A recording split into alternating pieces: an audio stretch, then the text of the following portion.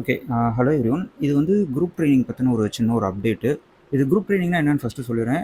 யூசுவலா வந்து one on one கோச்சிங்னா work அவுட்டும் சரி, diet பிளானும் சரி, அந்தந்த இண்டிவிஜுவலுக்கு ஏத்த மாரி கஸ்டமைஸ்டா கிரியேட் பண்ணி அத நான் அசைன் பண்ணுவேன். ஆனா இதில 2 work out template, 2 diet template. So இது நான் கிரியேட் பண்ணி அசைன் பண்ணிருவேன். இத உங்களுக்கு ஏத்த மாரி எப்படி கஸ்டமைஸ் பண்றது அப்படிங்கிறதையும் நான் சொல்லிக் குடுத்துருவேன். ஸோ இத எடுத்து நீங்க கஸ்டமைஸ் பண்ணி நீங்க அத ஃபாலோ பண்றது.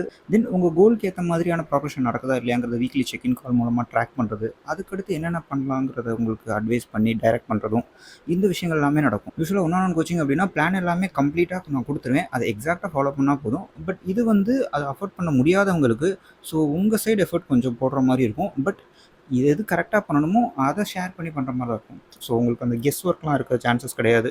ஏதாவது கன்ஃப்யூஸ்டா இருக்கீங்க, இதெல்லாம் பண்ணலாமா வேணாமான்ற டவுட் இருந்துச்சுன்னா நீங்க தாராளமா கேட்கலாம். ஸோ கைட் பண்றதுக்கு நான் இருப்பேன். ஏன்னா இண்டிவிஜுவல் கைடன்ஸ் மாரி இருக்காது. ஸோ எல்லாமே குரூப்க்குள்ள தான் இருக்கும். அதே மாரி குரூப்பா பண்ணும்பொழுது உங்களுக்கு அந்த அக்கவுண்டபிலிட்டி இருக்கும். தென் அஃபோர்டபிலிட்டியும் தான். ஒன் ஆன் ஒன் கோச்சிங்கை விட ஒரு 50% லெஸ்ஸர் தான் இதோடைய ப்ரைஸும். ஸோ டிஸ்கிரிப்ஷன்ல லிங்க் இருக்கு. செக் பண்ணி பாருங்க. யாரெல்லாம் இன்ட்ரெஸ்டடா இருக்கீங்களோ சைன் அப் பண்ணுங்க. கோச்சிங் நடக்கிறது வந்து டிஸ்கார்ட்ல தான். ஸோ அதனால உங்களுடைய பர்சனல் டீட்டெயில்ஸோ, இமெயிலோ, ஃபோன் நம்பர் இதெல்லாம் ஷேர் ஆயிரும் அப்படின்னு எந்த ஒரு பயமும் வேணாம்.